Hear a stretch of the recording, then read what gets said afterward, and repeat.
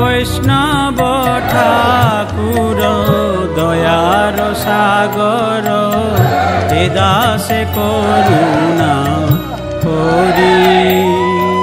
ও হে বৈষ্ণব ঠাকুর দয়ার সাগর, হে দাসে করুণা করি।